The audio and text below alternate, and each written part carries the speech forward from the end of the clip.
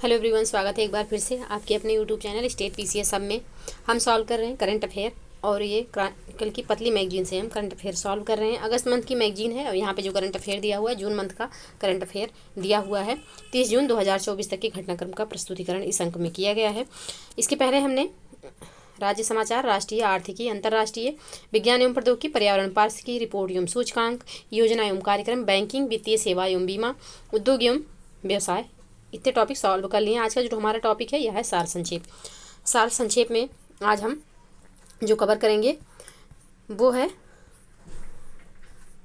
जो important person है जिनका डेथ हो गया है, निधन से संबंधित जितने भी इम्पोर्टेंट न्यूज है, यानी कि जो इम्पोर्टेंट लोगों का निधन हुआ है, जो एग्ज़ाम में पूछे जाने का पूरा चांस है, उनको यहाँ पे देखेंगे।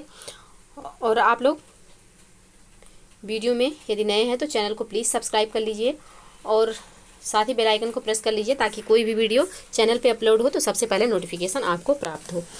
तो चलिए स्टार्ट करते हैं। और आप लोगों को बता दें कि इसके पहले वाले वीडियो में हमने सार संक्षेप का चर्चित व्यक्तित्व और साथ ही नियुक्तियाँ, ये दोनों टॉपिक कवर कर लिया था। आज का जो टॉपिक है यह निधन है, निधन से संबंधित है, तो इसको हम सॉल्व करेंगे, साथ ही पुरस्कार को भी देखेंगे। तो चलिए सॉल्व करते हैं। तो यहाँ पे जो पहला निधन हुआ है वह है AJT जान सिंह का। तो 7 जून 2024 को प्रसिद्ध भारतीय वन्यजीव वैज्ञानिक असीर जवाहर थॉमस जान सिंह का 78 वर्ष की आयु में कर्नाटक के बेंगलुरु में निधन हुआ है। कहाँ पे? तो कर्नाटक के बेंगलुरु में इनका निधन हुआ है। इनका जन्म 14 अक्टूबर 1945 को भारत के तमिलनाडु राज्य में कन्याकुमारी जिले के नागरकोइल में हुआ था। जान सिंह ने 1970 के दशक की शुरुआत में शिवकाशी में एक प्राणी शास्त्र व्याख्याता के रूप में अपना करियर शुरू किया। ये क्या थे? तो यह प्राणी शास्त्र के व्याख्याता थे, इसको याद रखिएगा। नेक्स्ट है 1980 के दशक की शुरुआत में हाथियों पर उनके अग्रणी कार्य ने भारत सरकार को प्रोजेक्ट एलिफेंट तैयार करने में महत्वपूर्ण भूमिका निभाई थी। जानते होंगे कि प्रोजेक्ट एलिफेंट जो है कब का है? तो प्रोजेक्ट एलिफेंट 1992 में शुरू किया गया और इसमें इनका महत्वपूर्ण योगदान है, तो ये पॉइंट याद रखिएगा। और प्रोजेक्ट एलिफेंट के बारे में याद रखिएगा, 1992 में स्टार्ट किया गया था, बार बार एग्जाम में पूछा जाता है। नेक्स्ट जो है पॉइंट, उन्होंने मुदुमलाई वन्यजीव अभ्यारण्य दुनिया भर के हाथी विशेषज्ञों को लाने के लिए एक राष्ट्रीय सम्मेलन भी आयोजित किया। याद रखिएगा, मुदुमलाई वन्यजीव अभ्यारण्य कहाँ पे है? तो यह तमिलनाडु में स्थित है। नेक्स्ट जो पॉइंट है, भारतीय वन्य जीवन के प्रति आजीवन समर्पण के लिए उन्हें 2004 में कार्ल्स जीन्स वन्यजीव संरक्षण पुरस्कार मिला। इसको याद रखिएगा, 2004 में इनको कार्ल्स जीन्स वन्यजीव संरक्षण पुरस्कार प्रदान किया गया है। ये पुरस्कार का नाम याद रखिएगा और वर्ष भी याद रखिएगा। आजकल क्या होता है कि जो इम्पोर्टेंट लोग रहते हैं उनकी डेथ हो जाती है, उसके बाद उनको जो पुरस्कार प्राप्त हुआ रहता है या फिर और कुछ ऐसे पॉइंट पूछे जाते हैं, तो उसी दृष्टिकोण से इसको आप लोग याद रखिएगा। नेक्स्ट पॉइंट है, 2005 में जान सिंह को MBN एमरो अभ्यारण्य लाइफ टाइम वन्यजीव सेवा पुरस्कार से भी सम्मानित किया गया था। इंपॉर्टेंट पॉइंट है, दोनों पॉइंट को याद रखिएगा। नेक्स्ट जो डेथ हुई है या हुई है पंडित राजीव तारानाथ की। 11 जून 2024 को पंडित राजीव तारानाथ का कर्नाटक के मैसूर में 92 वर्ष की आयु में निधन हो गया। इनका जन्म जो था यह 17 अक्टूबर 1932 को तत्कालीन ब्रिटिश भारत के मैसूर साम्राज्य के बेंगलोर में हुआ था। तारानाथ हिंदुस्तानी शास्त्रीय संगीत के क्षेत्र में एक प्रसिद्ध स्रोत वादक थे। सेनिया मैहर घराने के प्रतिष्ठित कलाकार पंडित तारानाथ को, ये इनका घराना याद रखिएगा, सेनिया मैहर घराने से ये संबंधित थे। पंडित तारानाथ को भारत सरकार द्वारा 2019 में पद्मश्री, ये पॉइंट याद रखिएगा, और वर्ष 2000 में संगीत नाटक अकादमी पुरस्कार से सम्मानित किया गया। 2000 में इनको संगीत नाटक अकादमी पुरस्कार से और 2019 में पद्मश्री से सम्मानित किया गया। ये दो पॉइंट याद रखिएगा और साथ ही ये मैहर घराने से थे, इसको भी याद रखिएगा। नेक्स्ट पॉइंट है, उन्हें दक्षिण भारत में उनके अग्रणी प्रभाव के लिए पहचाना गया और कर्नाटक में 14वां मेमोरियल अवार्ड संगीत विद्वान अवार्ड 2018 और नवदोजा अवार्ड 2019, तो ये सारे अवार्ड याद रखिएगा। 1998 में मिला संगीत विद्वान अवार्ड, 1918 में, और नवदोजा अवार्ड जो मिला है 2019 में। किसको? तो पंडित तारानाथ को ये सारे अवार्ड मिले हैं। नेक्स्ट जो डेथ हुई है यह हुई है अमोल काले की। तो 10 जून 2024 को मुंबई क्रिकेटर एसोसिएशन के मानद अध्यक्ष अमोल काले का संयुक्त राज्य अमेरिका के न्यूयॉर्क में दिल का दौरा पड़ने से 47 वर्ष की आयु में निधन हो गया। नेक्स्ट पॉइंट है, अक्टूबर 2022 में विश्व कप चैंपियन संदीप पाटिल को करीबी मुकाबले में हराने के बाद उन्हें MCA अध्यक्ष के रूप में चुना गया था। उनके नेतृत्व में MCA के वानखेड़े स्टेडियम में भारत बनाम न्यूजीलैंड टेस्ट और 2023 में विश्व कप मैचों सहित कई अंतर्राष्ट्रीय मैचों का आयोजन किया है। वह JK सॉल्यूशन प्राइवेट लिमिटेड और अर्पिता एंटरप्राइजेज के संस्थापक और मुख्य कार्यकारी अधिकारी थे। नेक्स्ट जो टॉपिक है वह है पुरस्कार एवं सम्मान। तो 2024 के लिए साहित्य अकादमी युवा एवं बाल साहित्य पुरस्कार। तो 15 जून 2024 को साहित्य अकादमी ने नई दिल्ली में साहित्य अकादमी युवा पुरस्कार 2024 तथा साहित्य अकादमी बाल साहित्य पुरस्कार 2024 की घोषणा की। साहित्य अकादमी युवा पुरस्कार के लिए 23 लेखकों, ये इंपॉर्टेंट है, इसको याद रखिएगा। साहित्य अकादमी युवा पुरस्कार के लिए 23 लेखकों को और बाल साहित्य पुरस्कार के लिए 24 लेखकों के नामों की घोषणा की गई है। ये दोनों पॉइंट याद रखिएगा, इंपॉर्टेंट है, एग्जाम में ऐसे डायरेक्ट पूछ लेता है कितने लेखकों को दिया गया है। तो युवा अकादमी युवा पुरस्कार जो दिया गया है साहित्य अकादमी वह 23 लेखकों को और बाल साहित्य पुरस्कार 24 लेखकों को दिया गया है, इसको याद रखिएगा। युवा पुरस्कार 10 कविता पुस्तकों, 7 कहानी संग्रहों, 2 लेखों और 1 निबंध संग्रह, 1 उपन्यास, 1 गजल पुस्तक और 1 संस्मरण के लिए प्रदान किया गया है। साथ ही बाल साहित्य पुरस्कार 7 उपन्यासों, 6 कविता संग्रहों और 4 कहानियों, 5 लघु कथाओं, 1 नाटक और 1 ऐतिहासिक कथा के लिए प्रदान किया गया है।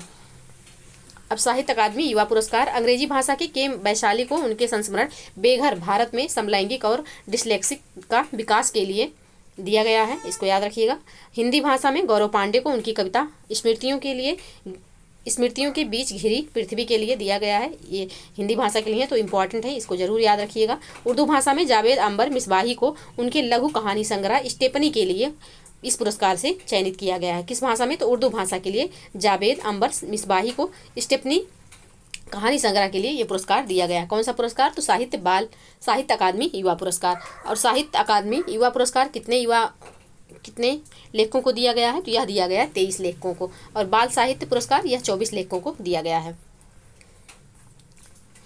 अब बाल साहित्य पुरस्कार तो अंग्रेजी में नंदिनी सेन गुप्ता को उनकी ऐतिहासिक उपन्यास the blue horse and other amazing animals from Indian history के लिए दिया गया है। और हिंदी में देवेंद्र कुमार को उनकी कहानी संग्रह 51 बाल कहानियों के लिए दिया गया है, इंपॉर्टेंट है।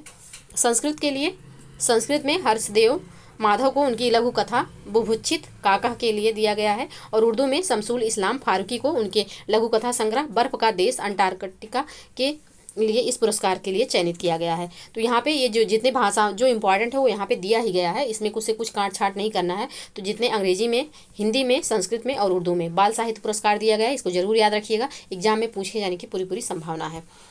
नेक्स्ट जो महोत्सव है यह है 18वां मुंबई अंतर्राष्ट्रीय फिल्म महोत्सव। 15 से 21 जून 2024 के मध्य महाराष्ट्र के मुंबई में 18वें मुंबई अंतर्राष्ट्रीय फिल्म महोत्सव 2024 का आयोजन किया गया। इस साल के महोत्सव में पहली बार डाक फिल्म बाजार की शुरुआत की गई। किसकी? तो डाक फिल्म बाजार की पहली बार शुरुआत हुई है, जो स्वतंत्र फिल्म निर्माताओं के लिए उनकी परियोजनाओं हेतु खरीदार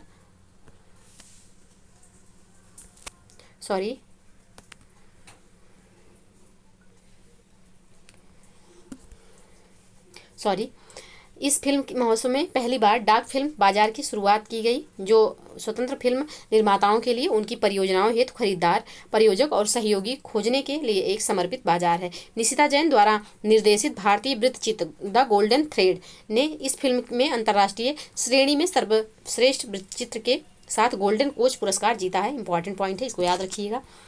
इंडिया इन अमृतकाल की विशेष श्रेणी में निर्देशक एडमंड रैनसन को लाइफ इन लूम के लिए विशिष्ट लघु के लिए सर्वश्रेष्ठ लघु फिल्म का पुरस्कार मिला है। श्री मोई सिंह ने अपनी फिल्म एंड टूवर्ड्स हैप्पी एलिज के लिए सर्वश्रेष्ठ नवोदित निर्देशक का दादा साहब फाल्के चित्रनगरी पुरस्कार जीता है।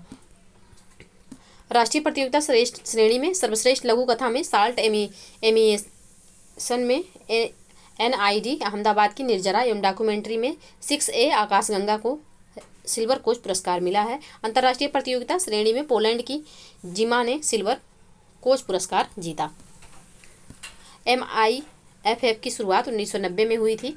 यह दक्षिण एशियाई फिल्म समारोहों में से सबसे पुराना आयोजनों में से एक है, यानी कि मुंबई जो फिल्म फेस्टिवल है यह 1990 में इसकी शुरुआत हुई थी और एशियाई फिल्म समारोह में सबसे पुराने आयोजनों में से एक है। यह 2 सालों में एक बार आयोजित किया जाता है, इसको याद रखिएगा, ये द्विवार्षिक है, प्रत्येक वर्ष नहीं होता है, हर 2 वर्ष में एक बार होता है। यह वृत्तचित्रों, लघु फिल्मों और एनिमेशन के लिए समर्पित है।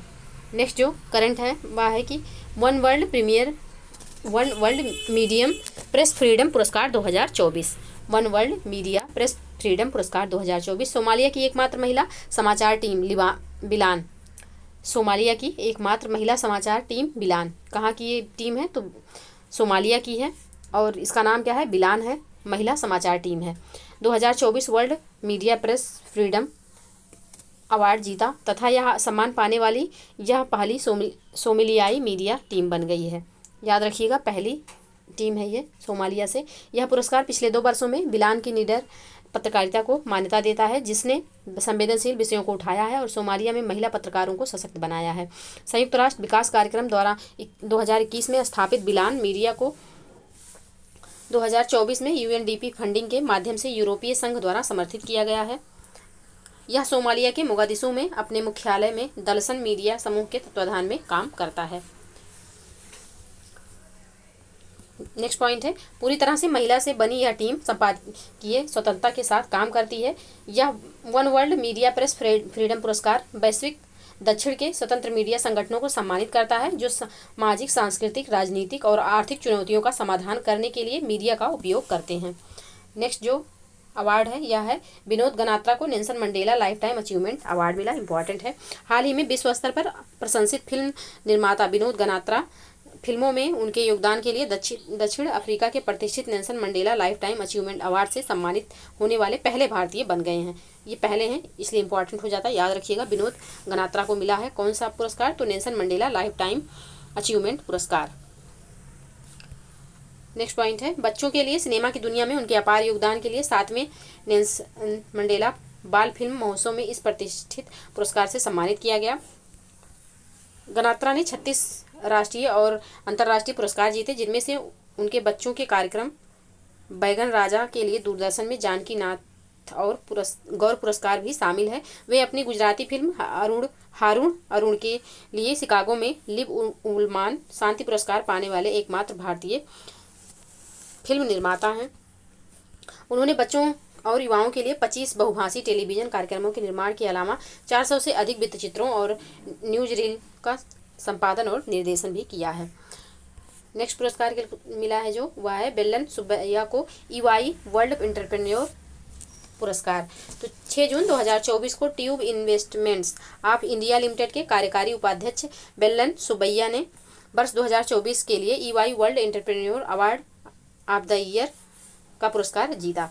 तो ये इनका tube investment of the India limited के ये कार्यकारी उपाध्यक्ष हैं, इसको याद रखिएगा।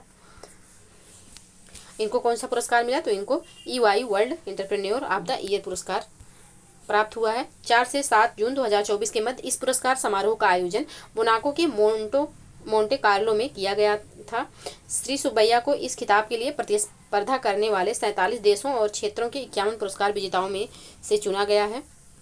EY world entrepreneur of the year 2024 का चयन एक स्वतंत्र पैनल द्वारा 4 प्रमुख मानदंडों उद्यमशीलता की भावना, उद्देश्य, विकास और प्रभाव के आधार पर किया जाता है। यह प्रतिष्ठित खिताब जीतने वाले वे चौथे भारतीय हैं। इसके पहले 3 लोग जीत चुके हैं, ये चौथे हैं। NR नारायण मूर्ति 2003, उदय कोटक 2014 एवं किरण मजूमदार साहब 2020 पुरस्कार जीतने वाले अन्य भारतीय हैं। इससे भारत ईवाई क्षेत्र में 4 बार वैश्विक उद्यमिता पुरस्कार जीतने वाला एकमात्र देश बन गया है। नेक्स्ट जो पुरस्कार है यह है C. को संयुक्त राष्ट्र WSIS 2024 का चैंपियनशिप पुरस्कार। जून 2024 में centre for development of telematics यानी कि C. को संयुक्त राष्ट्र के world summit on the information society यानी कि WSIS 2024 के चैंपियन पुरस्कार से सम्मानित किया गया है। C. यानी कि centre for development of telematics को यह पुरस्कार सेल ब्रॉडकास्ट इमरजेंसी अलर्टिंग के जरिए मोबाइल सक्षम आपदा लचीलेपन परियोजना के लिए प्रदान किया गया है। World summit of the information society +20 forum 2024 अंतर्राष्ट्रीय दूरसंचार संघ द्वारा आयोजित एक उच्च स्तरीय कार्यक्रम है। इसका आयोजन 27 से 31 मई 2024 के मध्य जिनेवा, स्विट्जरलैंड में किया गया। C. का स्वदेशी और स्वचालित cell broadcast emergency alerting platform cellular network के माध्यम से मोबाइल फ़ोन पर लगभग वास्तविक समय में जीवन रक्षक आपातकालीन अलर्ट देने का कार्य करता है। इस स्वदेशी लागत प्रभावी और स्वचालित प्रणाली ने बहुभाषा समर्थन के साथ भूलक्षित भू जोखिम चेतावनी को सक्षम किया है, जिससे आपदा जोखिम प्रबंधन गतिविधियों की समग्र दक्षता में सुधार हुआ है। राष्ट्रीय मानसिक स्वास्थ्य एवं तंत्रिका विज्ञान संस्थान निम्हांस को नेल्सन मंडेला पुरस्कार। 31 मई 2024 को विश्व स्वास्थ्य संगठन ने यानी कि WHO ने राष्ट्रीय मानसिक स्वास्थ्य एवं तंत्रिका विज्ञान संगठन निम्हांस एवं बोत्सवाना के प्रोफेसर बोटल मोंगे को 2024 के लिए स्वास्थ्य संवर्धन हेतु नेल्सन मंडेला पुरस्कार से सम्मानित किया गया है। यह पुरस्कार निम्हांस को जिनेवा स्विट्जरलैंड में 77वें विश्व स्वास्थ्य सभा में एक विशेष समारोह में प्रदान किया गया है। निम्हांस जो है यह बेंगलुरु स्वास्थ्य एवं परिवार कल्याण मंत्रालय के अधीन देश का एक प्रमुख मानसिक स्वास्थ्य संस्थान है। इसकी स्थापना जो हुई थी निम्हांस की, वह 27 दिसंबर 1974 को मैसूर सरकार द्वारा स्थापित मानसिक अस्पताल एवं भारत सरकार के अखिल भारतीय मानसिक स्वास्थ्य संस्थान को मिलाकर की गई थी।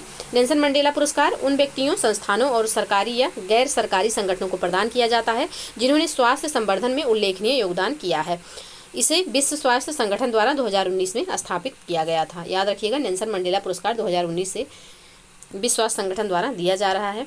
अब यहाँ पे 77वें विश्व स्वास्थ्य सभा के दौरान प्रदान किए गए अन्य पुरस्कार और विजेता: Ihsan Dogramaci family health foundation पुरस्कार डॉक्टर जमील तौसीर यासर अल अबरी को मिला है, और doctor Lee Jong wook memorial पुरस्कार तो ओमान के डॉक्टर बदर अल रावही को मिला है, और सासाकावा स्वास्थ्य पुरस्कार तो डॉक्टर डोरेन रोमोगोला मासरे को मिला है, और संयुक्त अरब अमीरात स्वास्थ्य फाउंडेशन पुरस्कार तो सऊदी अरब की राष्ट्रीय मृत्यु रजिस्ट्री प्रणाली को दिया गया है।